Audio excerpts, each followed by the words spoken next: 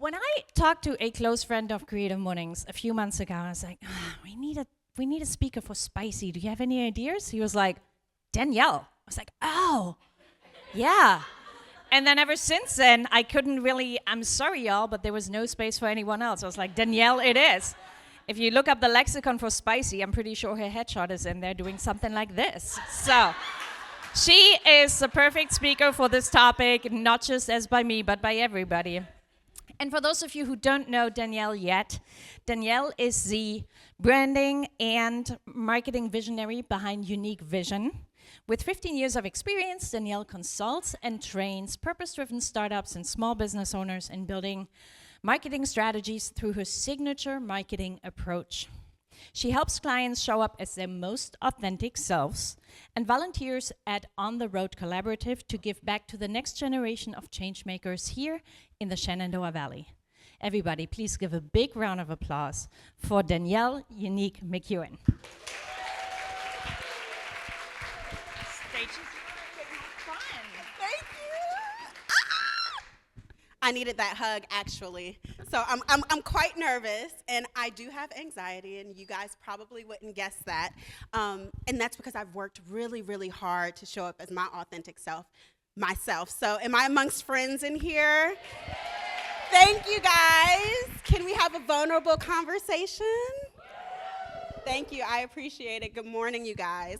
So I'm going to be talking about the essence of authenticity and sharing my personal journey to wholeness. It's not so pretty.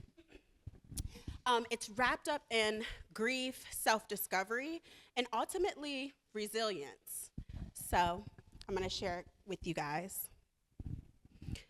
When I was 16 and a half, that's the first time that I looked myself in the mirror, and I saw someone who I recognized, but I didn't fully know. I had just peeled myself off of the floor in the middle of a cold floor alone. I had tears streaming down my face with my hand covered over my mouth, silently screaming on the inside. I had just found out that my best friend, the only person in the world who I had allowed into my life, had just been found killed in her car wrapped around a tree.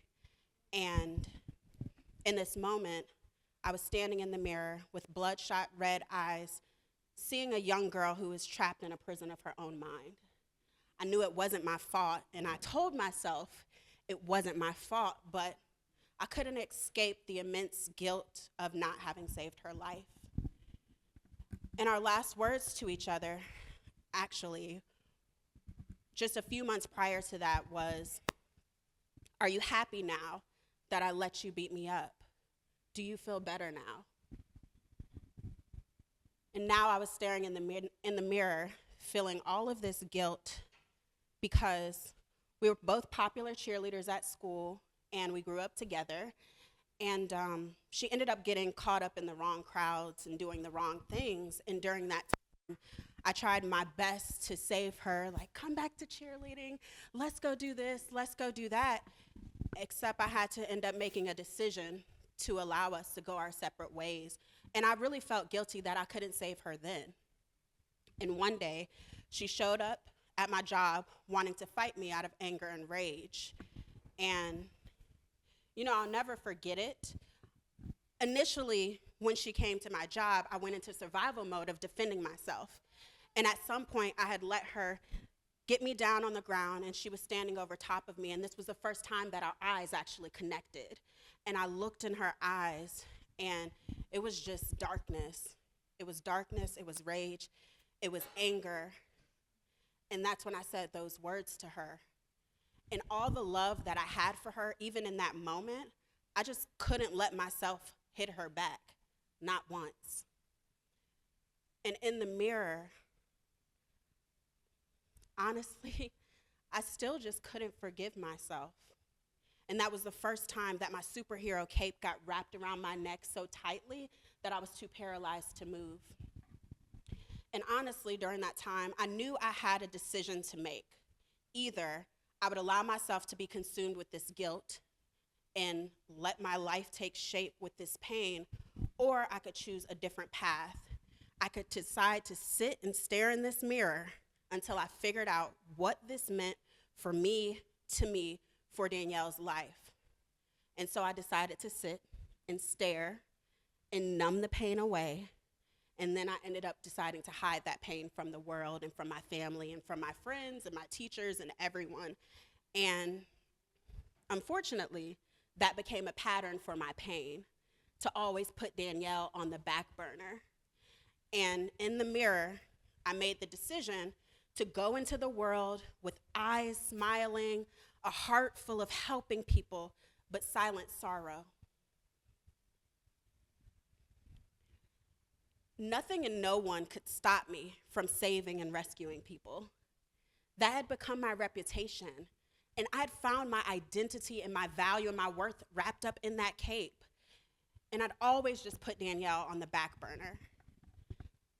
Honestly, that was the normal way of living life at that time. And it really shaped me, that pattern for my pain and my hurt. And it burned me. And it became the process I did over and over and over again, until it all boiled over and it blew up. Because of course, that's what those things do when you kind of internalize all of your emotions and you numb things out. One day it's going to explode like a big pot of spicy hot gumbo that you took your eyes off just a little too long. Have you guys ever done that and then the whole entire dish burns up? Yeah.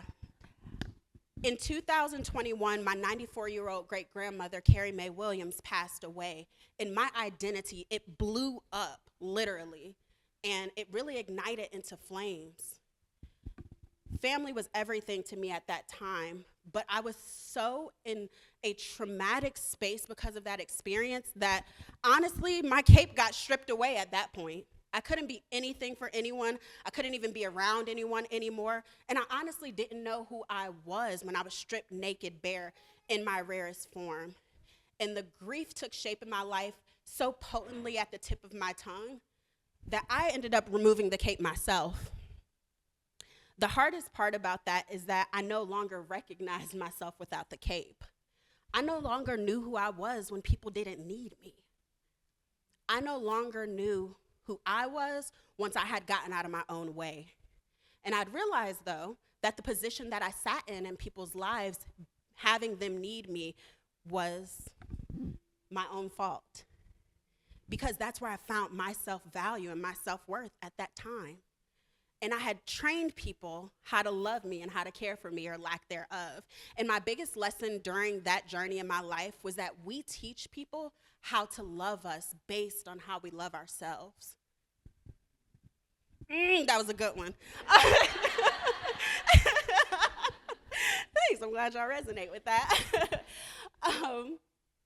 And, you know, there I was again, stuck in the middle of a room by myself, cold, with tears streaming down my face.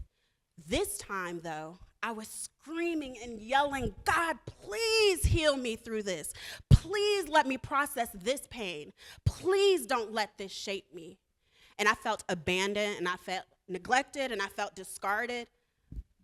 But this time, the culprit was my own two hands.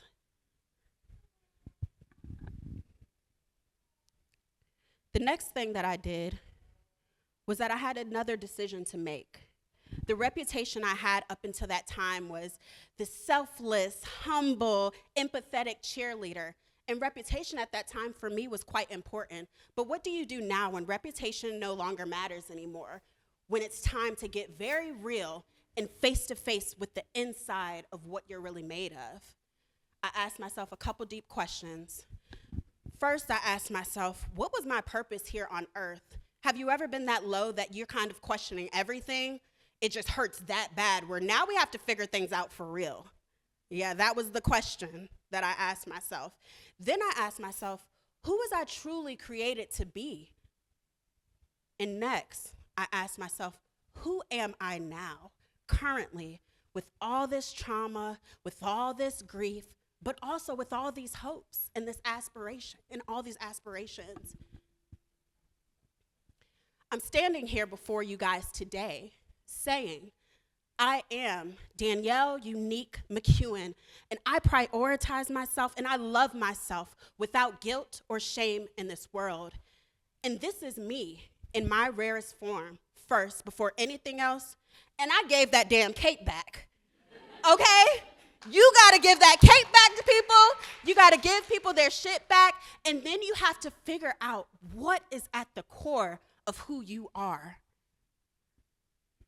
And on that day for me, I decided to make a commitment to myself to take my grief, my shame, my trauma, my triumphs, and all of my achievements and everything that I'm made up of, and I decided to bring it on home internally. I decided to allow these things inside of me to find harmony, to find peace, and at least to coexist. Because sometimes there's a journey to finding peace and harmony amongst all that stuff, but you can allow it to coexist inside of you. And that's truly where the power lies. And I have 3 spicy reminders for you guys to take with you. 1, your identity in this world is your power. It's the power in your art. Never, ever, ever let yourself forget that. And remind yourself of that each and every single day. Number 2, you have to create space to accept and embrace your lightness, your darkness, your good, your evil, and then don't stop there. You take a step back and you release judgment and titles and criticism of all of it. That's important for you guys to do. And number 3, you need to discover who you are in your rarest form first before anything else. That is where your spiciness lies. And when I made that decision to take everything and to take it all and to go with it, to take the fear, the shame, the hiding, we were talking earlier, the self-limiting beliefs, to take it with me in the driver's seat, that's when I experienced my most authentic self. And the essence of your spiciness, it lives in your personal journey, okay? In your personal wholeness. That's where it is. And that's really how you add a little spice and a little heat into your life and your business. You guys are creatives on fire, and I want you to release, unleash, and set your wildfire free. Yeah, give me that. It's the end. Thank you so much. I appreciate it.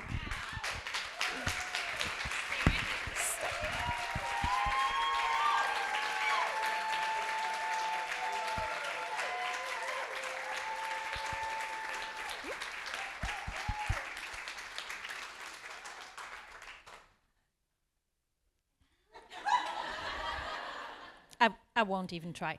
My dearest Caitlin, are you on your way to grab the PSA cards and some pens so people? Wonderful. So here's what's going to happen next. You have the chance to ask Danielle some questions, which I can't wait to hear what you all want to know. We want question and answers for Danielle Unique McEwen. If you have a question, please raise your hand and I will hand you a microphone. Dina. Do you find that there's a... Hello?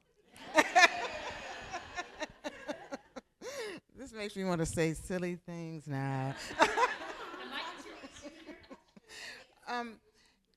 When you are making marketing and branding packages for people, do you find there's a difference between working with an introvert or an extrovert, or it doesn't matter? It's just about the marketing plan? That is an excellent question. So my unique process and framework, you being introverted or extroverted, it doesn't matter. Both are your superpower. And so what we do is we really work deep down inside to understand what your goals are, but also what your values are. And depending on which side you're in, I tailor and craft bespoke plans to fit your needs and how you'll be able to confidently and comfortably show up in the world. We'll take my expertise, but we'll also take who you are, and everything's very much shaped for you, your business, your services, your brand, and that's how we'll build who you will show up as online. You're welcome. Anybody else? I'm coming. Hi there. So I have a question. In terms of authentic self, in the world we live in, there is still a necessity for protection of self. What's the balance? Thank you for your question. I think that that's beautiful. And I'll start by being very vulnerable. Privacy is important to me. I'm not a secretive person, but I do believe in the strength and the ability to be private, especially since I work in the digital world and online. There's a lot of things that I keep to myself because I want to, not because somebody's telling me to. So when it comes to where do we find the balance between privacy and being authentic in who you are, for me, the answer is always, where do you feel comfortable? Where do you want to go? And where can we find the middle for you? And that question is going to be different for you than it will be for me, than it will be for her, than it will be for anyone else. Does that answer your question a bit? Figure it out for you and stand on it. That's how that goes, okay? And let people know. I'm going to get this one right back here because it was next. And then I'm coming, guys. Hi. Okay, when you're in like the dark night of the soul, how do you let other people know where you're at? And how do you let yourself ask for help when you need it? Thank you. That's a beautiful question. First of all, I use a therapist.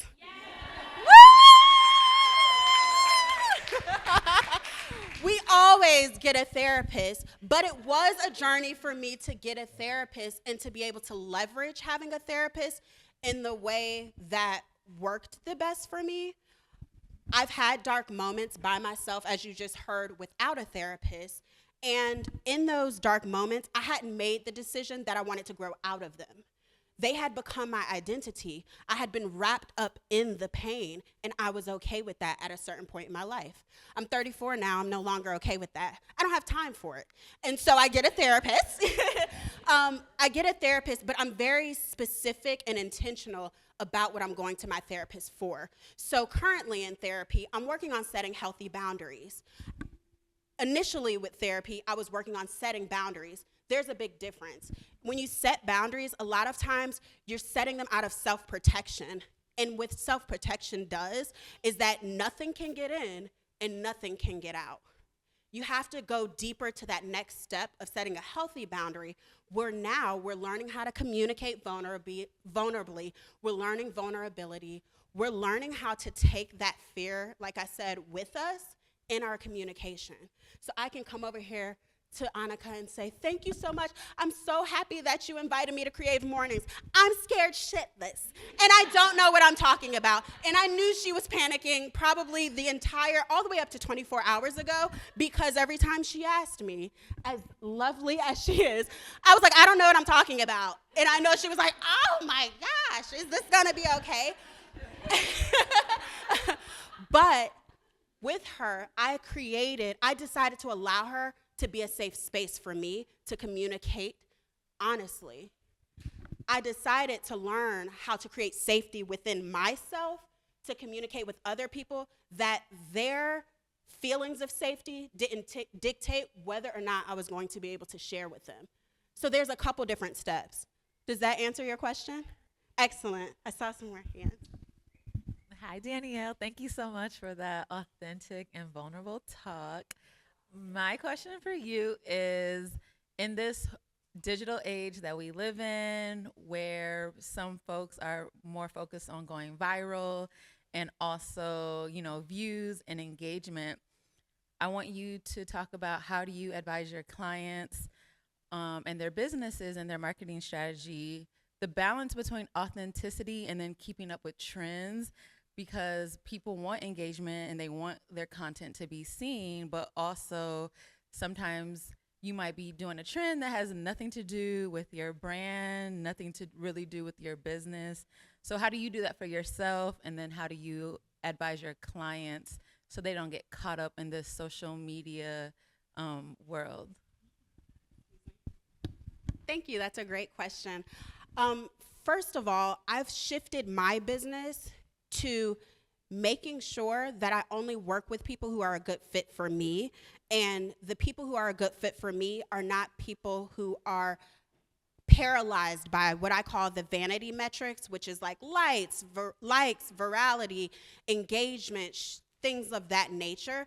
They are important, but they can't be the most important thing to you. So I specifically work with purpose-driven businesses, impact-driven businesses, mission-driven businesses, because these are also the businesses and the clients that have substance, that have values, that care about having an impact on the world. And so that's number one. I decide who I want to work with. Number two, if I have a client who everything they care about are kind of these metrics, we work on coaching. So my unique hybrid approach involves coaching, consulting, and strategy so that I can help my clients with some of this mindset work. Because you're gonna get caught up on the online space and what everybody's saying, you're gonna get caught up on the gurus and these things and that. But if you can have someone who's holding your hand along the way, I can help bring you back when you need to come back.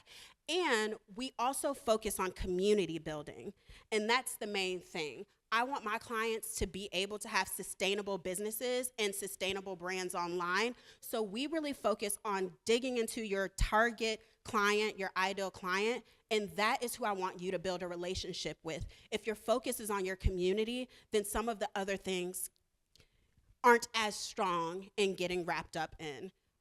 And then everything from that, as we start talking about the technical details of the strategy and the plan, we really build, it's the same question that I answered a little bit before. I really build everything specifically focused on you and your products so that the way you are showing up online, it just feels authentic.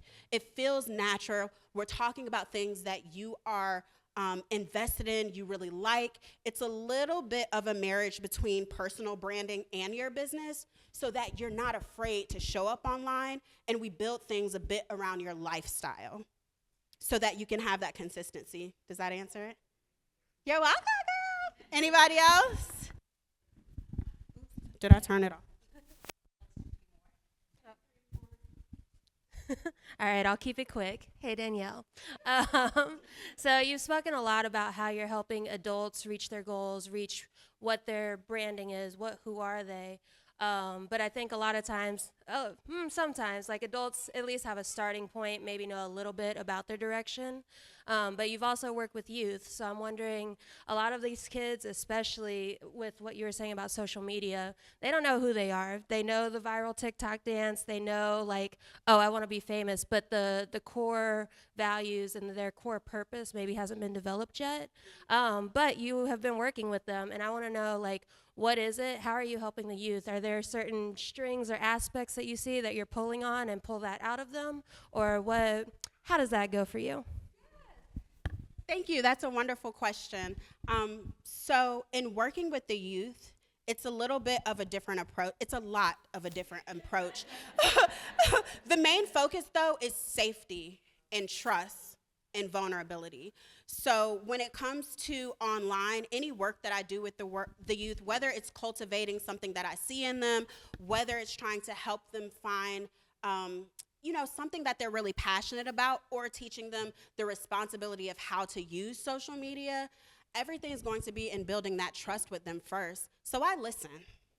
This is the thing. When I'm working with kids, I listen to them. I let them know that they're seen and that they're heard, and I let them know that they matter and that I'm not interacting with them like a typical adult who thinks they're a child and needs to stay in a child's place, but I'm also not interacting with them saying, gosh, you've lived a lot of life, and so I'm going to treat you like an adult because you understand things that I didn't know at your age.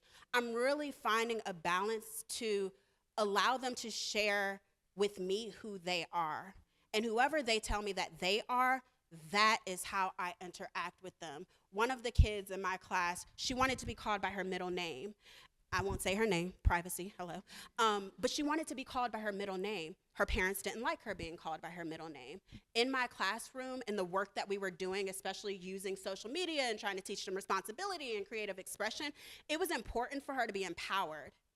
And so in my classroom, it was a safe space, and I called her her middle name because that was respect to her, which automatically builds trust, safety, and vulnerability. And then I cultivate all of the other things. Does that help? You're welcome. I saw one more. Amy and you.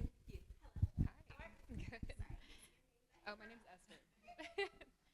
How do you allow your experiences to inform your work and your message, but also you're not caught up in reprocessing trauma? Therapy. If you didn't hear her question, how do I inform my work but not kind of project my own trauma onto other people?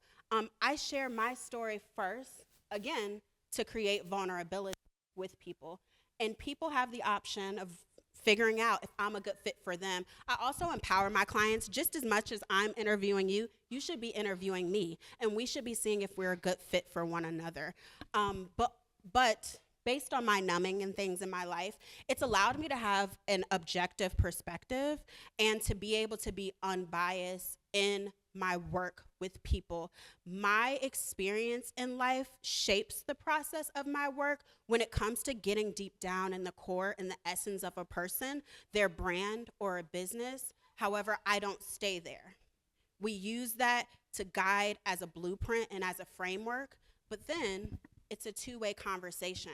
And I highly, highly, highly value being able for me to pour into you and you to pour into me. Just as much as your trauma could project onto me, I don't go into it thinking that, so that it's not a self-fulfilling prophecy.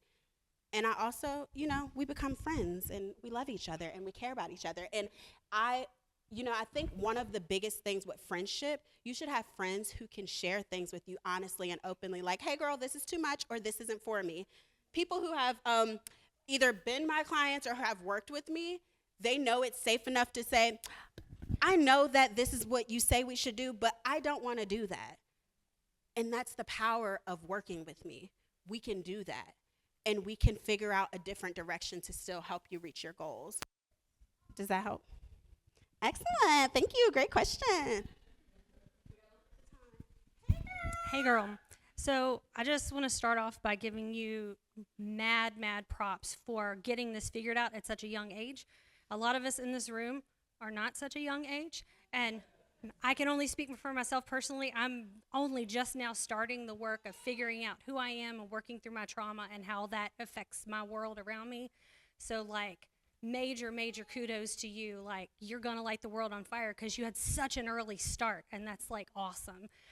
In that work, my question is, you've already mentioned therapy, and I think what I heard you say was therapy, but also, very, focused therapy, intentional therapy, but either expound on that, or is there something else that goes with what did you do to arrive at this place internally?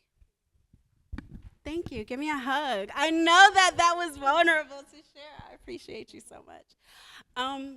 So there are a lot of steps, and trying to fit it into a 15-minute conversation was the hardest thing for me.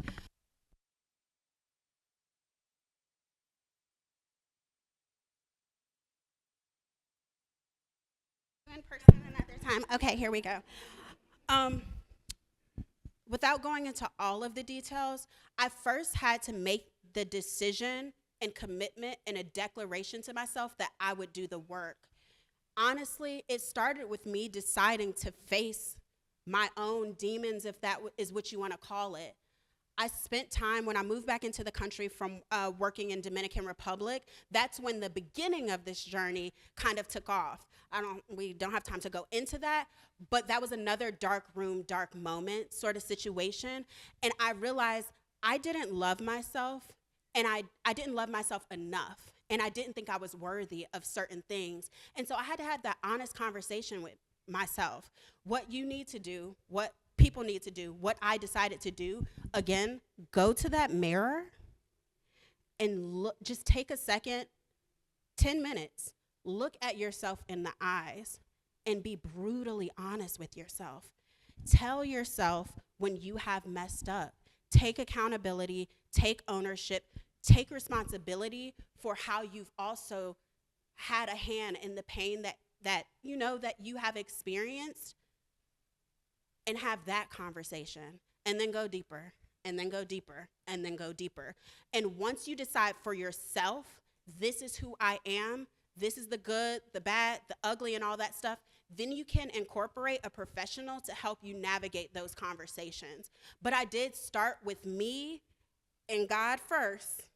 Then I learned who I was, and then I decided to add in professional help into that to help me safely bring all these pieces together and navigate that conversation. And then I decided, who did I want to be in this world? How did I want to show up and navigate this world? And it's not perfect. I'm still working on it. It's still a journey. I'm not someone standing up here saying, I got all the answers and I have it figured out. But you see, I'm walking the path. And all you have to do, you have to start to yourself deciding that I will walk the path to authenticity, and you'll start attracting the things that you need. And community can be a big part in that too. Someone asked me, I forgot. Support is a big thing though. If you can find a safe space, for me in my journey, I didn't have any safe spaces because I didn't allow safe spaces in. So I had to start with creating a safe space within myself. And I had to get comfortable in my body and in my skin. And once I did that, then I could start incorporating other people into the journey with me and starting to lean on people, starting to have these conversations, starting to receive the support and the resources that I so dearly deserved. Does that help? Excellent. Thank you so much.